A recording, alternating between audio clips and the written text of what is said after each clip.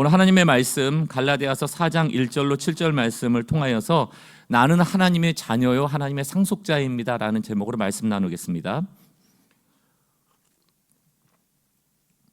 갈라디아서 4장 1절로 7절까지 말씀인데 우리 한 절씩 교독하겠습니다. 갈라디아서 4장 1절 제가 먼저 읽겠습니다.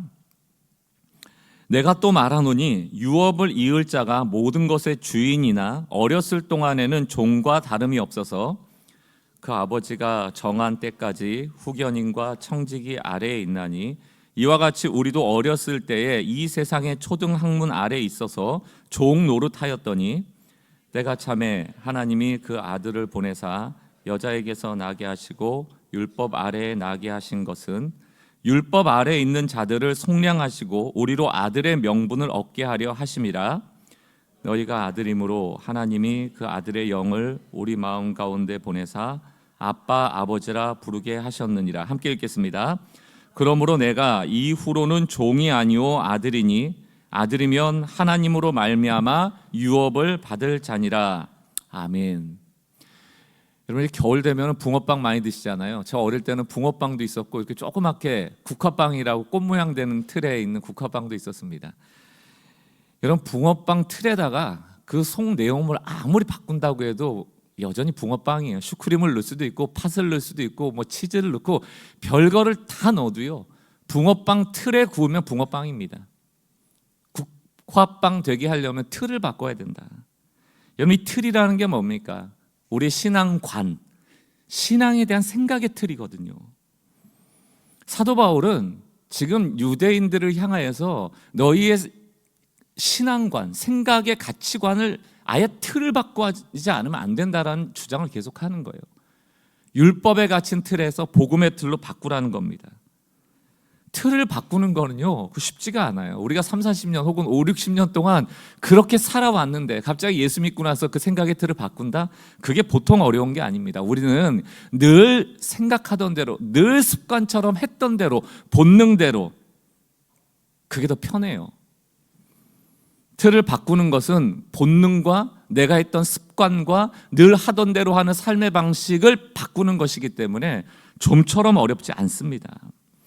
인간적으로 보면 진짜 복음보다는 다른 복음을 받아들이기가 훨씬 쉬워요. 세상의 법칙을 보십시오. 언젠가 설교했던 것처럼 다다익선, 많으면 좋은 것 아닙니까? 예수만으로 구원받는 것보다는 예수에다가 하나님이 주신 할례와 예수보다는 하나님 주신 율법 더하는 것이 더 나은 구원, 더 좋은 구원으로 갈 것 같다. 이게 훨씬 더 설득력이 있어요. 근데 사도 바울은 더 좋은 구원, 더 나은 구원은 없다. 오히려 할례를 덧붙이고 십계명 율법을 덧붙이는 것, 너희 장로들의 유전, 선조들의 유산과 같은 잘못된 율법을 덧붙이는 것, 그게 바로 복음을 왜곡하고 교란하는 일이다. 다른 복음이다 말하고 있는 것이거든요. 율법과 복음의 관계를 늘 설명하면서 율법은 우리에게 죄로 인하여 상처 주고 괴롭히고 절망하게 하고 밑바닥 치게 하는 것이라는 겁니다. 그래야만 우리에게 구원이 필요함을 알고 복음으로 나갈 수 있도록 한다. 그런데 우리는 어때요? 율법을 통하지 않고 복음으로 가는 쉬운 방법을 찾기를 원하거나 혹은 복음 아니고 내가 구원자가 돼서 내가 정한 규칙들 몇 개 지켜서 하나님께 칭찬받고 구원 얻으려고 하는 율법주의자가 되는 것, 그게 우리가 더 바라는 바일 때가 많거든요. 그게 더 우리가 이해하기 쉽고 더 쉬운 방법처럼 여겨지거든요. 십자가 없이 부활을 기대하는 신앙이 얼마나 많습니까? 그런데 어떻게 죽지 않고 부활이 일어납니까? 불가능한 일이죠. 그래서 사도 바울은 갈라디아서를 통해서 반복하고 또 반복하면서 복음을 강조하며 율법의 메인 틀을 깨고 복음의 틀로 바꾸라는 거예요. 복음의 틀로 바꾸라는 겁니다. 붕어빵 틀에 팥 넣고 슈크림 넣고 치즈 넣고 소용없다는 얘기예요. 틀을 바꿔야 된다. 그러니까 심지어 이스라엘 사람들이, 유대인들이 좀처럼 비판하기 쉽지 않은 구약의 인물들 막 들이대는 거 아니에요? 아브라함도 들이대고 모세도 들이대고, 아브라함도 복의 근원은 아니야, 예수님이 복이야, 모세가 율법 줬어, 그런데 하나님의 약속을 폐하지 못해. 계속 얘기하니까 그 당시 유대인들이 얼마나 꼴보기 싫었겠어요. 사도 바울이 너만 잘나냐? 복음만 중요하냐? 율법은 중요하지 않냐? 율법도 하나님이 주신 건데 막 공격하기 시작하거든요. 유대인은 늘 그런 식입니다. 율법에 대해서도 할례에 대해서도 늘 유대인들이 했던 방식, 그 틀을 벗어나질 못해요. 자신의 선조들이 어떻게 했었습니까? 성전, 하나님이 주신 것인데 이게 어떻게 파괴되냐? 성전, 하나님이 주신 것인데, 하나님이 임재하시는 곳인데 어떻게 외세가 침입해서 우리를 무너뜨릴 수 있느냐? 늘 그 생각이 있었거든요. 할례가 우상이 되고 율법이 우상이 되고 성전이 우상이 됨에도 불구하고 그들은 깨닫질 못해요. 왜? 자기의 틀이 있거든요. 자기들의 고집이 있거든요. 우상은 다른 게 아닙니다. 복음 밖에서 자신이 고집하는 자신의 틀, 그게 우상이에요. 갈라디아서 3장 21절로 29절, 율법의 목적에 대해서 다시 설명합니다. 여러분 지금까지 갈라디아서 3장 4장까지 오면서 끊임없이 들었던 얘기를 또 해요. 32절, 3장 21절 22절 세 번역입니다. 그렇다면 율법은 하나님의 약속과는 반대되는 것입니까? 약속이 뭐예요? 은혜죠, 복이죠. 아브라함이 믿음으로만 의롭게 되었다는 것, 그 후손이 복의 후손이 되는 것, 이게 다 약속에 근거한 것들 아닙니까? 그 약속으로 인하여 우리가 예수를 메시아로 받았고 우리가 이 약속 가운데 들어가게 된 것 아닙니까? 그러면 율법은 필요 없는 거고 율법과 복음은 반대되는 것이냐? 그렇지 않다는 거예요. 그 중개자가 준 율법이 생명을 줄 수 있는 것이었다면 의롭게 되면 분명히 율법에서 생겼다고 말할 수 있을 겁니다. 근데 그게 아니죠. 22절, 그러나 성경은, 이 성경은 구약 신약을 다 말하는 겁니다. 모든 것이 죄 아래 갇혔다고 말합니다. 그것은 약속하신 것, 약속이 뭐예요? 예수 그리스도를 믿는 믿음에 근거하여 구원을 일으키는 것, 이것을 믿는 사람에게 주려고 한 것입니다. 그러니까 율법과 약속은 단절된 게 아니고 이어지고 있음을 말하고 있는 거예요. 둘 다 필요하다. 지난주에도 율법에 대한 기능을 계속해서 설명을 했습니다. 율법의 기능은 뭡니까? 죄를 깨닫게 하는 거예요.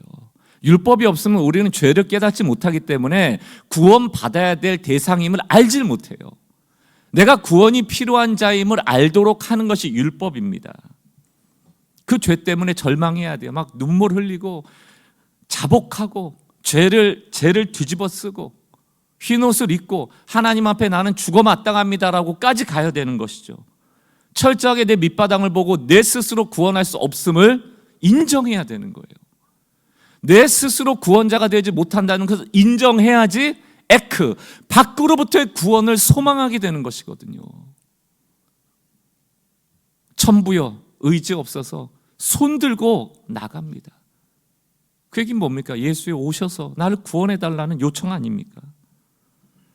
우리의 범죄함을 유일하게 꺼낼 수 있는 분이 예수님이십니다. 이게 복음이죠. 그러니까 율법과 약속은 사도 바울이 복음을 강조하기 위하여 대조적인 것처럼 설명했지만 반대되는 것이 아니고 그 어떤 것도 필요 없는 것이 아니고 율법이 있어야만 복음으로 올 수 있음을 설명하고 있는 거예요. 사도 바울은 시간의 개념을 끌어들여서 다시 한번 설명을 합니다. 갈라디아서 3장 23절과 25절.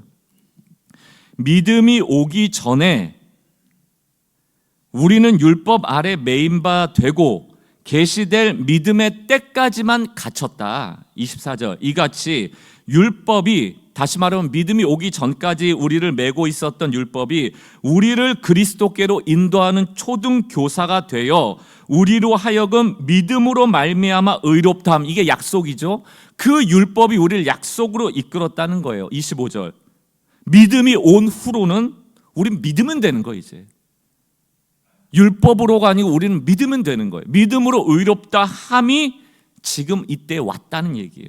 믿음이 온 후로는 우리는 더 이상 초등교사 아래 있지 않다. 그런데 왜 자꾸 우리가 초등교사 밑으로 다시, 죄송합니다, 기어 들어가냔 말이에요. 왜 자꾸 초등교사를 쫓아가냔 말이에요. 예수가 있는데 왜 초등교사한테 가냔 말이에요. 이 답답함을 호소하고 있는 게 갈라디아서예요. 여러분 오늘 이 3장 23절 25절 시간의 개념으로 보면 믿음이 오기 전까지가 있고 믿음이 온 후가 있다, 이렇게 설명하잖아요. 여기서 우리가 오해하면 안 되는 것이 우리의 개혁신앙은, 개혁주의 신앙은 세대주의 신학과는 좀 달라요. 지난주에도 잠시 언급했지만 이런 말씀 때문에 세대주의 신학자들은 믿음이 오기 전 율법 시대와 믿음이 온 후 은혜 시대를 구분해버려요. 그 율법을 폐기해버리는 거예요. 율법 필요 없다는 거예요. 이제 은혜만 있다는 겁니다. 이러기 때문에 구원파 같은 게 나오는 겁니다.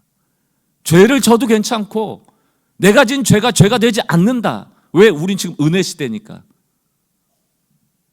이게 말이 안 돼요. 그럼 율법이 폐해졌습니까? 율법의 정신이 뭡니까? 하나님을 사랑하고 이웃을 사랑하라는 것 아니에요? 그럼 이제 우리 하나님도 안 사랑하고 이웃도 안 사랑해도 되는 겁니까? 율법은 폐해질 수가 없는 겁니다. 십계명을 보십시오. 하나님을 경외하고 사람과 더불어 살아가라는 것 아니에요? 또한 구약시대, 그럼 율법의 시대에는 은혜가 없었습니까? 구약시대에 적혀있는 복이라는 단어가 다 은혜예요. 복이 뭡니까? 우리의 자격에 근거한 보상이 아니고 우리의 어떠함과 상관없이 하나님이 베푸신 사랑이거든요. 그건 구약과 신약에 늘 나옵니다. 율법은, 그리고 은혜는 구약과 신약의 때를 나누지 않고 우리의 인류의 역사 가운데 늘 함께 있었죠. 율법의 때와 은혜의 때를 단절하는 것이 아니고 바로 율법이 은혜로 이끄는 기능, 곧 연속성을 가지고 있음을 강조하고 있는 거예요. 여러분들 이걸 꼭 기억하셔야 됩니다. 오늘 이 갈라디아서 3장 23절 25절 방금 읽었던 구절에서 또 하나 우리가 주목해야 될 단어 하나가 나오는데 바로 초등교사라는 단어입니다. 다시 한번 읽어볼까요?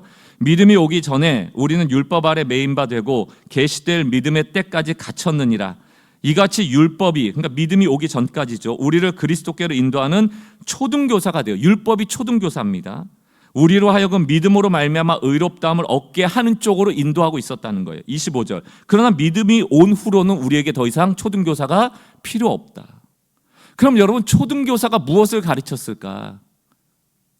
율법을 가르쳤을 거 아니에요. 율법에 매개했을 것 아닙니까? 이것을 사도 바울은 구체적으로 뭐라고 말하고 있는가? 갈라디아서 4장 3절. 이와 같이 우리도 어렸을 때에는, 믿음이 오기 전에는 이 세상의 초등학문 아래서 종노릇했다, 이렇게 된 겁니다. 그럼 초등교사가 우리에게 뭘 가르쳐줬어요? 초등학문. 그런데 이 초등학문을 사도 바울은 또 부연해서 설명을 합니다. 갈라디아서 4장 9절이에요. 이제는 너희가 하나님을 알 뿐 아니라 더욱이 하나님이 아신 바 되었거늘. 하나님이 약속 알았잖아. 이제 은혜 알았잖아. 믿음으로 의롭다는 여겨짐을 알았잖아. 어찌하여 다시 어떤 초등학문이요? 약하고 천박한. 초등학문의 특징이 뭐라고요? 약하고 천박한. 왜 그에게 돌아가서 종노릇하려고 하느냐? 믿음이 왔는데 왜 초등교사 쫓아가느냐? 그 초등학문은 약하고 천박하다. 약하다는 게 뭡니까? 힘이 없다는 거예요. 우리에게 힘을 줄 수 없다는 거예요. 우리에게 힘이 되지 않는다는 거예요. 이 세상의 학문들, 과학이든 기술이든 뭐 철학이든 윤리든 도덕이든 그건 약한 겁니다. 뭐 앞에서? 하나님 앞에서. 하나님의 강함 앞에서 약한 것들이에요. 우리를 잘 살도록, 우리를 잘 되도록 도울 힘이 없다. 또한 천박하대요. 천박하다는 게 뭡니까? 속이 텅 비어있다는 뜻이에요. 우리를 존귀하게 하지 못한다는 뜻입니다. 우리를 존귀하게 여겨줄 분은 하나님밖에 없다는 거예요. 여러분, 초등교사가 우리를 종처럼 부렸다니까요. 어떻게 우리가 존귀해집니까? 거기에서 어떻게 우리가 힘을 낼 수가 있습니까? 게다가 왜 초등학문이 약하고 천박한가?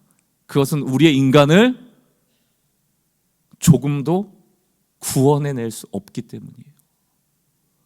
초등학문으로는, 초등교사가 가르쳐주는 율법으로는 우리는 구원에 이를 수가 없어요. 구원을 일으키기에는 아무 힘도 없고 아무 기능도 없는 것이 율법입니다. 이것을 말하고 있는 것이죠. 그 예가 갈라디아서 4장 10절에 나옵니다. 너희가 날과 달과 절기와 해를 삼가 지키니. 이게 초등학문이에요. 너희의 해가, 너희의 달이, 너희의 절기를 지키는 것이 너희를 구원할 수 있는가? 없다. 그러면서 이제 너희가 초등교사에게 매인 종, 초등학문에 갇힌 종들이 아니고 너희는 믿음이 온 후로는 하나님을 아버지라고 부를 수 있는 자녀가 되었음을 말하는 거예요. 이제부터는 종과 자녀에 대한 비유가 나옵니다. 너희 종 아니라는 거예요. 자녀라는 거예요. 갈라디아서 4장 1절 말씀 우리 한 목소리를 읽어보겠습니다. 시작. 내가 또 말하노니 어렸을 동안에는 종과 다름이 없어서. 여러분, 어릴 때는 교사가 필요해요. 교육이 필요합니다. 초등교사가 있어요. 그런데 여러분 보세요. 우리 아빠가, 우리 아버지가 이 집의 주인이에요. 아들은 교육이 필요해서 초등교사가 있어요. 그럼 이 아들은 종입니까? 아니면 주인의 아들입니까? 주인의 자녀입니까? 주인의 자녀죠. 이 집 주인 죽으면 누가 이 집 주인 돼요? 그 아들, 딸이 주인 되는 거예요. 이 얘기하는 겁니다, 여러분. 유업을 이을 자. 너희가 어리기 때문에 종처럼 보였을지라도 너희는 주인이란 얘기예요. 유업을 이어받을 자라는 얘기입니다. 그때까지만 종이지 다 커서도 종 아니란 얘기예요. 너희의 신분은 어리나 주인이란 얘기입니다. 어려도 주인이란 얘기입니다. 이해가 되세요? 어릴 때는 율법에 매일 수 있죠. 왜? 아직 약속의 때가 오지 않았기 때문에. 그러니까 사랑하는 성도 여러분, 여러분들이 30년, 40년 아니라 50년, 60년 신앙생활 해도요, 믿음이 온 이후에 신앙생활 하지 못한다면 그거는 여전히 초등교사에 매어있는 종입니다. 단 1년밖에 되지 않은 신앙인이라도 약속을 믿고 은혜의 그늘 아래, 은혜의 비단으로 들어가서 내가 주인임을 알면 그가 바로 하나님의 자녀인 거예요. 여러분 스스로 질문해 보셔야 합니다. 지금 나는 종이냐 주인이냐? 나는 율법 아래 여전히 매어 있는가? 아니면 은혜 때에 맞도록 복음 아래 있는가? 당연히 주인이죠. 우리는 당연히 복음 아래 있는 것이죠. 이 선언을 해야 된다는 거예요. 이게 분명해지지 않으면 우린 자꾸 초등교사 찾아요. 스스로 독립하지 못하니까, 스스로 결정력이 없어지니까, 복음이 희미하니까, 불안하니까 자꾸 초등교사 찾아가요. 약하고 천박한 초등학문. 감리교를 세웠던 요한 웨슬레라는 분 잘 아실 겁니다. 그분은 너무너무 훌륭한 분이에요. 그분을 좀 소개하면 요한 웨슬리는 옥스퍼드 대학원 다닐 때 홀리클럽을 만들어가지고요, 얼마나 경건한 생활을 했는지 모릅니다. 목사의 아들이었을 뿐만이 아니고 스스로도 목사였죠. 그는 정통적인 믿음을 갖고 있었고 종교적 행동을 많이 했습니다. 바른 행동도 했고 선행도 많이 했어요. 홀리클럽에 있는 친구들, 옥스퍼드 감옥, 소년원 수감자들 수시로 방문하고요, 거리의 빈민가 아이들 불쌍히 여겨서 음식과 의복, 교육 제공해줬고요, 일요일, 토요일, 주말에도 항상 교회에서 봉사하고 성찬하고 구제금 내고 성경을 자세히 읽고 금식하고 기도했습니다. 여러분 여기까지 읽을 동안 신앙생활 잘하고 있는 것 아닙니까? 은혜가 되지 않아요? 정말 훌륭한 분이구나. 그런데 요한 웨슬레가 뭐라고 말하는가? 스스로를 대해서. 하지만 우리는 우리의 종교라는 족쇄에 매어 있었다. 예수 그리스도와 그분의 십자가에 못 박히신 것을 믿는 대신 자신이 의롭다고 믿고 있었다. 이렇게 고백하거든요. 무슨 말입니까? 뭔가 열심히는 했고 하나님 보시기에도 괜찮잖아요. 구제하고 감옥, 이 빈민가 혹은 감옥 교도소에 가서 그들을 돕고 구제하고 교육도 해주고 얼마나 선한 일을 많이 했습니까? 문제는 뭐예요? 예수와 무관했다는 거예요. 여러분 우리의 선행이 예수와 무관할 수 있습니다. 예수와 무관한 선행은 어떤 선행일까요? 자기의 의를 드러내는 선행이에요. 여러분 제가 조금 여러분들 경각심을 가지라고 좀 무섭게 지난번에도 한번 얘기했지만 지옥 가는 방법은 하나라니까요. 자기 의를 가지고는 지옥 가요. 누구도 천국 못 갑니다. 그럼 우리가 이 땅을 살아가는 동안 선행을 통하여 자기 의를 쌓을 게 아니라는 얘기입니다. 나쁜 사람 되라는 뜻이 아니에요. 그러나 우리가 아무리 선해도 천국에 이를 수는 없다. 우리가 천국에 이를 수 있는 유일한 방법은 그리스도의 보혈이에요. 그의 공로를 힘입는 방법밖에 없어요. 그 방법을 주시려고 은혜의 때가 온 겁니다. 여러분, 이렇게 최선을 다하고 나면요, 요한 웨슬레 같은 사람 많아지잖아요. 그럼 예수님이 이 땅에 오신 이유가 나 때문이 아니게 돼요. 예수님, 저는 지금 충분히 잘 살고 있으니까 저한테는 주님의 십자가가 필요 없어요. 저는 제 의로도 얼마든지 천국 갈 수 있으니까 주님의 십자가는 저 사람한테 갖다 주세요. 이게 지금 한국 교회 상황 아니에요? 나는 괜찮으니까 저 인간 좀 바꿔달라고. 저 인간한테 예수의 십자가가 필요하다고. 저 인간이 회개해야 된다고. 저 인간이 문제라고. 나는 구제금도 내고, 나는 감옥 교도소에 가서 선한 일도 하고, 나는 봉사도 하고, 나는 이것도 하고 저것도 하고, 금식도 하고, 예배도 하고, 성찬도 하고, 난 담배도 안 피고 술도 안 마시고, 저 인간에게 십자가가 필요하다고. 이 짓 하다가 이 교회가 이렇게 된 것 아닙니까? 정작 십자가가 필요한 건 저라고요. 나라고요. 나 때문에 예수님이 오신 거라고요. 이거 고백하라는 거예요. 요한 웨슬레가 몇 년 후가 지나서 구원을 위해 나는 그리스도만을 믿게 되었습니다. 그리고 내 죄가 제거되었다는 내적 확신을 받게 되었습니다. 나는 당시까지도 아들의 믿음이 아니라 종의 믿음을 가지고 있었습니다. 아들이 아니고 종이었다는 얘기예요. 아무리 선행을 많이 해도 종으로서 선행했다는 얘기예요. 여기는 구원이 없습니다. 사랑하는 성도 여러분, 기독교는 종의 종교가 아니에요. 자녀들의 복음입니다. 여러분, 자녀세요. 더 이상 매어 있을 것이 없습니다. 그러니까 자꾸 초등교사한테 가서 물어볼 게 아니고 복음이 무엇인지를 분명히 안다면 우리는 자녀일 뿐만이 아니고 여러분들이 스스로 그 가정의 주인이 된 이후에도 복음으로 든든히 설 수 있는 거예요. 우리가 자녀 될 수 있는 근거가 뭐였습니까? 예수님이 이 땅에 오셨기 때문이죠.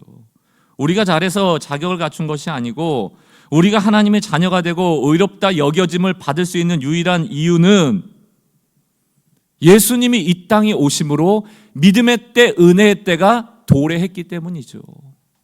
그게 성탄의 의미 아닙니까? 우리가 왜 성탄을 기뻐해야 합니까? 죽다 살았거든요. 우리 초등교사한테 매어서 종으로 죽을 뻔했거든요. 알려주시는 거예요. 박 목사, 너 종 아니야. 너 종 아니야. 너 내 자녀야. 우리는 예수 안 왔으면 모르는 겁니다. 하나님이 믿음의 때에 그분을 보내주신 거예요. 갈라디아서 4장 2절 5절을 볼까요? 그 아버지가 정한 때까지, 그리스도가 오시기 전까지, 믿음으로 의롭다함을 여기기 전까지, 아브라함에게 주신 약속이 오기 전까지 우리는 후견인과 청지기 아래에 있나니, 초등교사 아래에 있다는 얘기입니다. 3절, 이와 같이 우리도 어렸을 때 이 세상의 초등 학문 아래에 있어서 종노릇하였더니, 근데 진짜 종이에요 아니에요? 어리지만 어린 주인이라니까요. 4절, 중요한 키워드가 나옵니다. 때가 참해. 때가 참해. 하나님이 그 아들을 보내사 여자에게서 나게 하시고 율법 아래 나게 하신 것은 5절, 율법 아래 있는 자들을 속량하시고 우리로 아들의 명분, 자격을 얻게 하려 하심이라. 지금 이때예요. 은혜의 때예요. 하나님의 때가 참해 아들이 오셔서 우리를 아들 되게 하시는 겁니다. 5절 보니까 뭐라고 되어 있다고요? 율법 아래 있는 자들을 뭐 하셨다고요? 속량. 속량이 뭡니까? 돈 주고 샀다는 얘기예요. 아주 극단적인 예화를 한번 들어볼까요? 우리 자녀가 그럴 일도 없겠지만 가게 들어가서요 초콜릿 훔치는 거예요. 훔쳐 먹은 거예요. 예를 들어 5,000원짜리를 칩시다. 5,000원짜리 훔쳐 먹다가 가게 주인한테 걸렸어요. 가게 주인 때리고 가게 앞에다가 두 손 들고 서 있으라고. 그리고 너는 매일매일 이 가게 앞에 와서 손 들고 서 있으라고 1시간씩. 일종의 감옥 효과죠. 그 5,000원짜리 훔치다가 걸렸으니까 매일 손 들고 있는 거죠. 어느 날 길 가다 보니까 부모님이 뚝 보니까 지 아들이 손 들고 서 있는 거예요. 너 왜 이러고 있니? 여차저차 됐습니다. 아버지가 부자거든요. 가게 주인한테 들어갑니다. 5천만 원 사소하죠, 요즘은. 50억을 딱 주면서 됐죠? 내 아들 이제는 평생 여기 와서 초콜릿 그냥 먹으면 돼. 아빠가 돈 다 내놨어. 훔치지 않아도 돼. 도둑질 안 해도 돼. 이제는 먹어도 돼. 속량이, 속전을 냈다는 거예요. 근데 문제가 뭐예요? 50억이나 내놨는데 아들은 그 가게를 못 가요. 왜? 주인 무서우니까. 가게 앞만 지나가면 갑자기 손 들고 50억을 내놓으면 뭐합니까?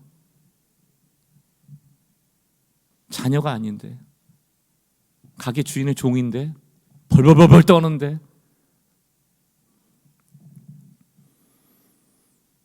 자녀가 취해야 될 재산은 그 속전으로 우리를 속량하신 아버지께 감사하고, 우리에게 그 아버지가 있음을 감사하고 자유해지는 거예요.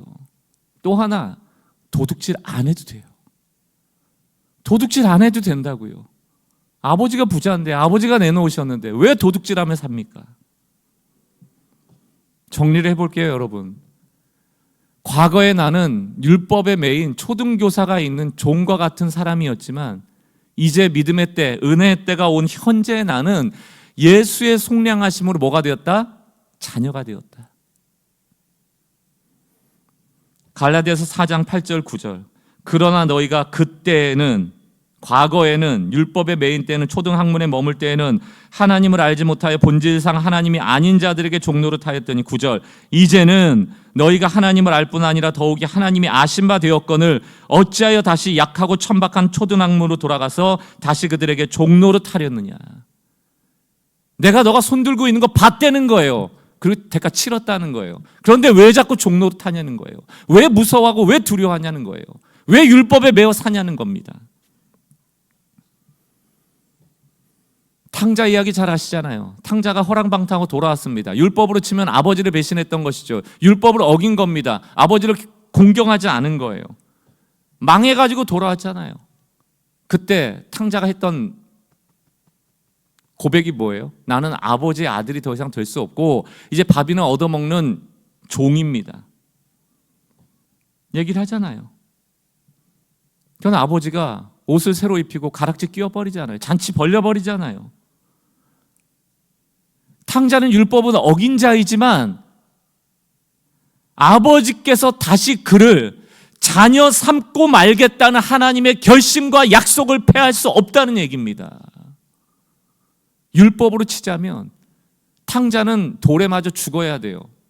아버지가 먼저 발견하지 못했다면 그 누구의 손에 죽어도 상관이 없어요. 율법입니다. 그걸 알기 때문에 아버지는 날마다 동산에 올라가서 아들이 오는 것을 기다리는 것이죠. 왜? 먼저 달려가 그에게 이는 내 아들임을 선언해야 되니까. 그리고 살려버리는 거예요. 오늘도 사단은 우리를 날마다 죄로 물어 심판대로 데려갑니다. 왜? 우린 죄를 짓고 사니까. 그러나 아버지는 그 순간 달려와 우리를 껴안으면 내 아들이라고 가락지 껴버리는 거예요. 이게 복음이에요. 이게 예수님이 우리를 중보하시는 중보의 능력입니다. 선고가 내려지기 전에 덮어버리는 거예요. 뭐로? 예수의 피로. 그런 재판관은 그 피를 보는 거예요. 이게 하나님이 우리를 구원하시는 영적인 원리입니다. 사랑하는 성도 여러분, 날마다 복음을 선언하세요. 나는 과거의 내가 아니다. 나는 율법을 매인 자가 아니다.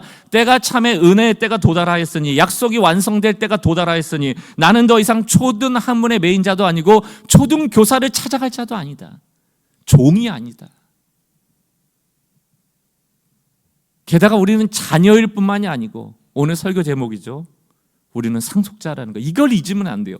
과거에는 율법에 매였던 종이고, 현재는 자녀고, 미래에는 상속자다.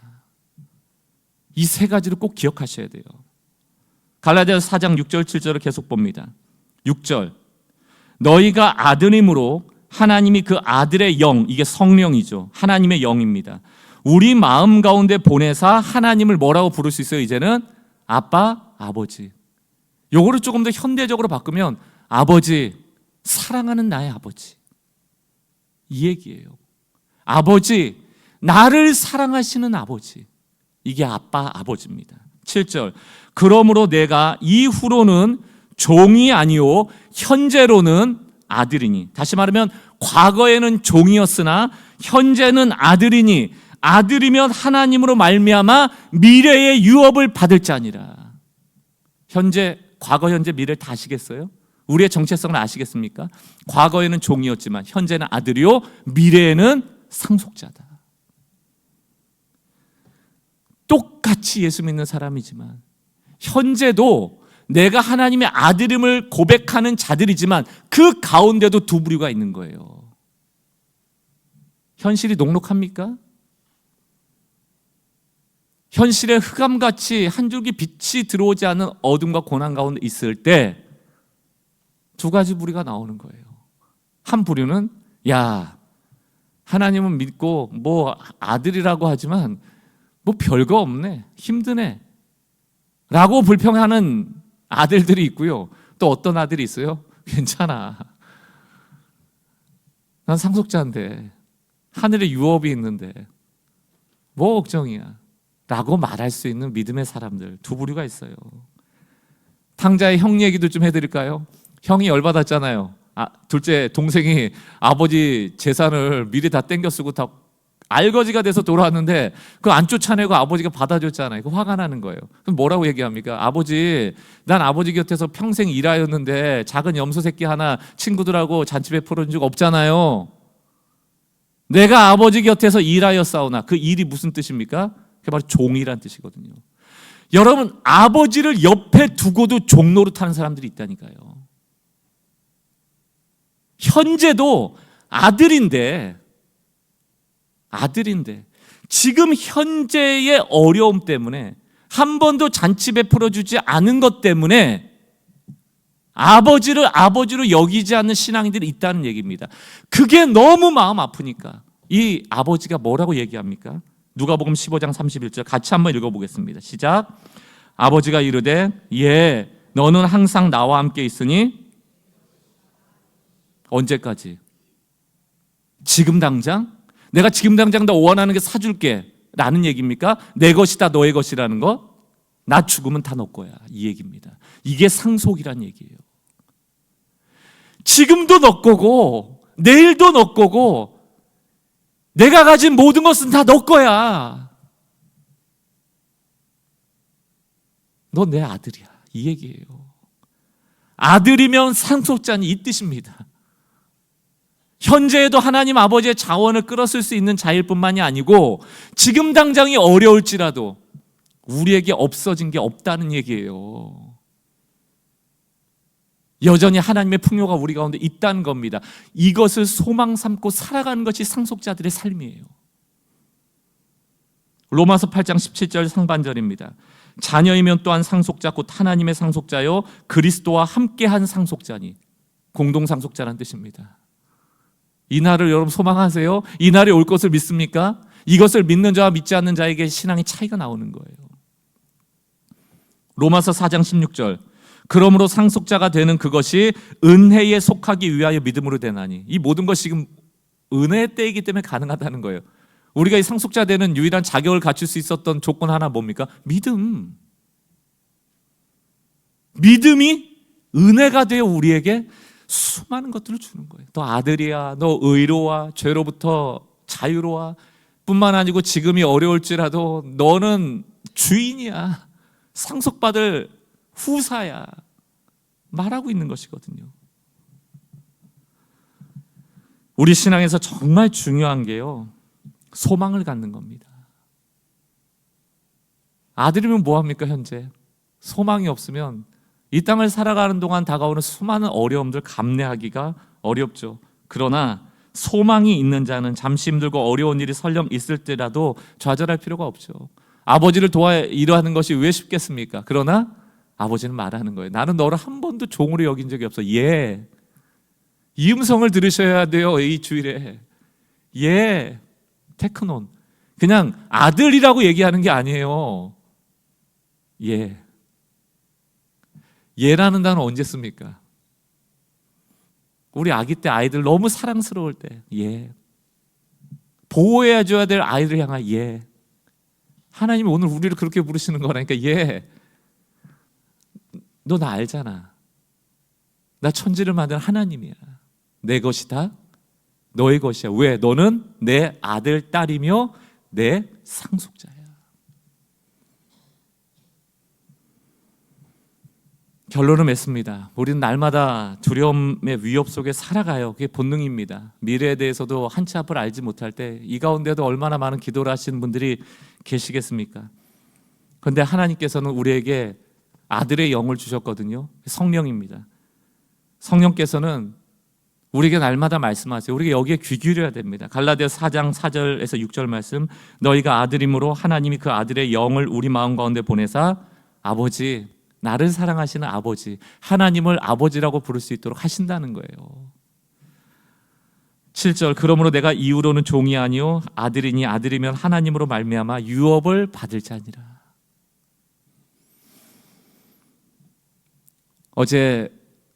그제 제주도에서 얼라이먼트가 있었습니다. 함께 말씀을 나누면서 제가 제주도를 돌아다니면서 묵상해야 될 두 가지의 말씀을 전했어요. 하나는 하나님이 우리를 두려워하지 말라, 앞서가신다는 거예요.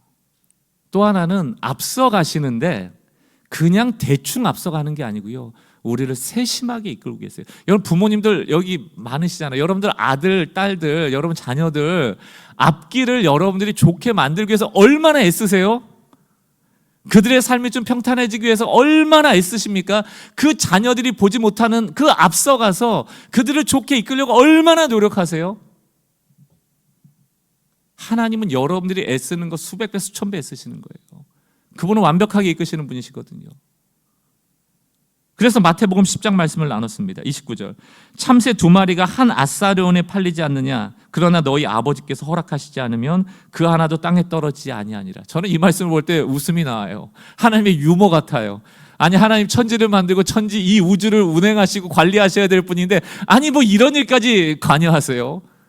그깟 참새가 팔려가든 잡혀가든 그게 하나님하고 상관없는 일 같은데, 참새 2마리가 팔려가는 것도 하나님 아신대요.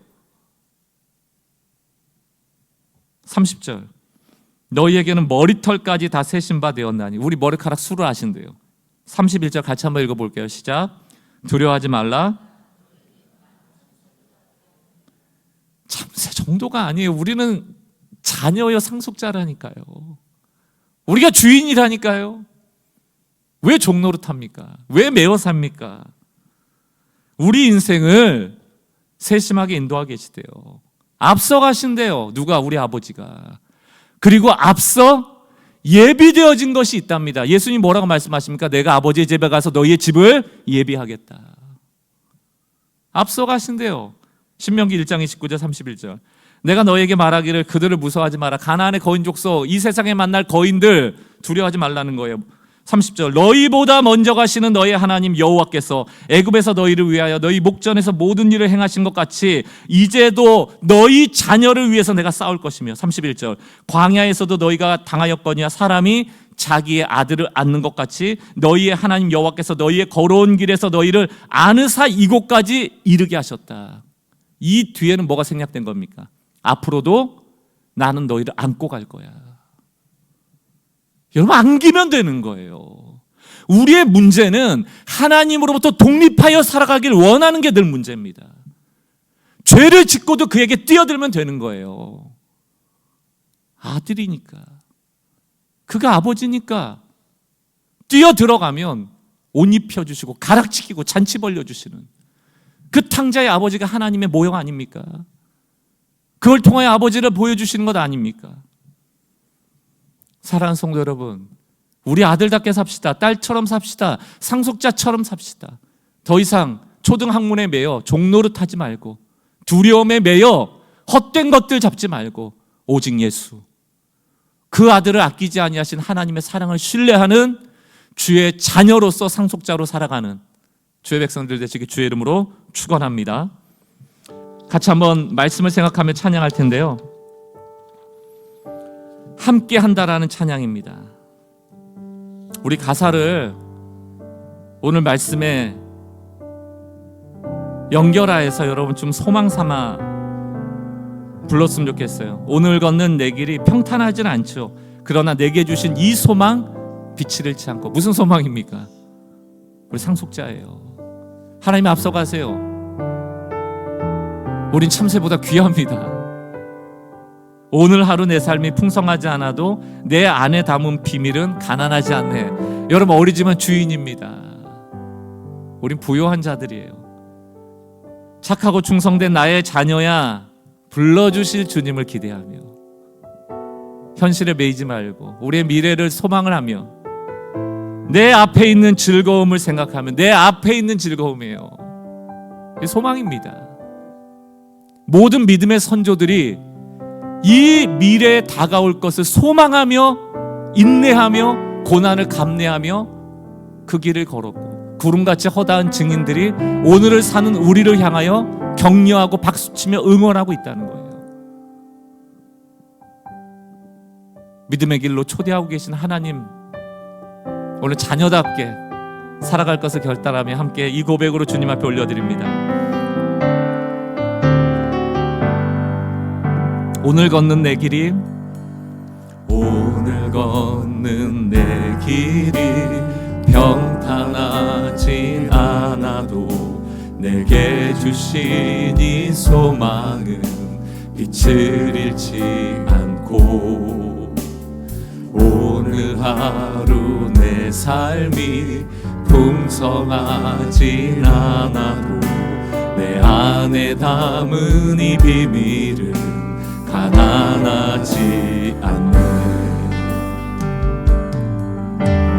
착하고 충성된 나의 자녀야, 불러주실 주님을 기대하며 아멘. 내 앞에 있는 즐거움을 생각하며 주의 말씀에 또 힘을 얻는다.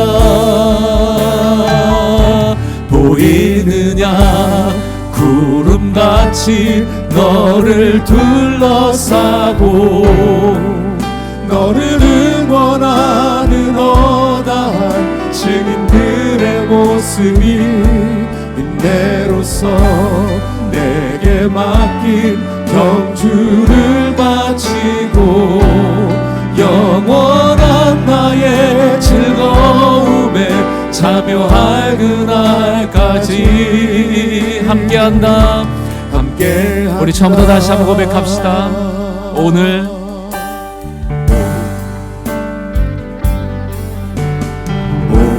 걷는 내 길이 평탄하지 않아. 우리 소망합시다. 내게 주신 이 소망은 빛을 잃지 않고, 오늘 하루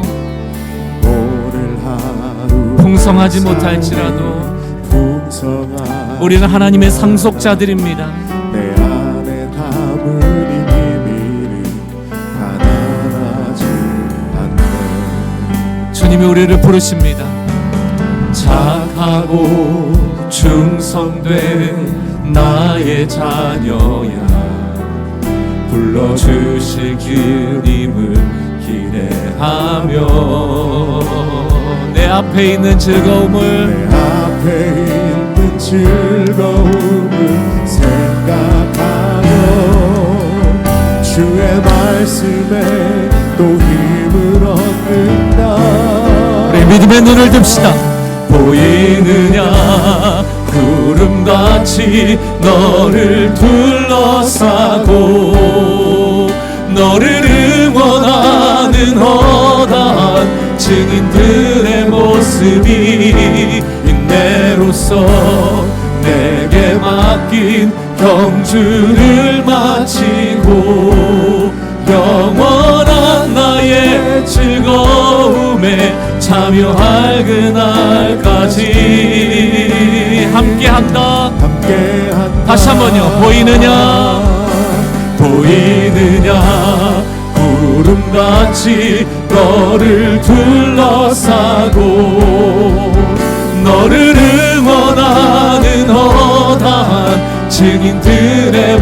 말씀이 인내로서 내게 맡긴 경주를 마치고 영원한 나의 즐거움에 참여할 그날까지 아멘 함께한다. 저희 눈을 감고 오늘 주의 음성에 많이 귀 기울이십시오. 그리고 들으십시오. 탕자의 아버지가 그 탕자에게 들려줬던 음성, 그리고 탕자의 형에게 들려줬던 음성, 우리에게 다 필요해요. 끊임없이 매이고 갇히게 하는 사단의 참소함이 늘 우리에게 있습니다. 우리가 율법을 다 지켜낼 수 있다면 그 참소를 이겨낼 수 있겠지만 우린 여전히 죄 가운데 거하고 있기 때문에 참소를 스스로 이길 힘이 없어요. 죄를 졌으니까 재판정에 가야죠. 그러나 덮으시는 주님의 은혜가 날마다 우리에게 있기에 우리가 안심하고 다시금 죄와 싸워갈 수 있는 것 아닙니까? 그리고 그 죄 때문에 우리의 자녀의 신분이 사라지는 게 아니라는 것. 너희는 자녀요 곧 상속자다. 오늘 사도 바울이 이토록 복음을 외치는 이 복음의 외침에 우리가 귀 기울이고 한 주간도 자녀답게 살아가는, 소망하며 살아가는 우리의 삶을 결단하며 기도합시다. 오늘 조용히 묵상하시고 정리하시고 회개하고 돌이키며 재결단하고 또 주의 음성을 듣는 시간을 갖도록 하겠습니다. 주님의 임재 가운데 들어갑시다.